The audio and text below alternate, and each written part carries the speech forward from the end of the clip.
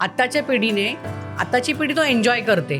म्हणजे आम्हाला ते जमत नाही. मुलं समोर खात असतात की अरे तुम्ही काय खाताय हे नक्की, कधी आपण हे खाल्लेलं नाही, आज तुम्ही काय खाताय, पण मुलं आवडीने ते खातात. बरोबर. मग ह्याच्यामध्ये आपलं जे मूळ जेवण असतं, मूळ आपली जेवणाची किंवा आपली जी खाद्य संस्कृती आहे, भारतीय खाद्य संस्कृती, ती कुठेतरी मागे पडते. आणि मग त्या जागी पिझ्झा, बर्गर म्हणा किंवा तुमच्या काहीतरी इटालियन पदार्थ, इटालियन पास्ता वगैरे हे जास्त लीड घेत आहेत.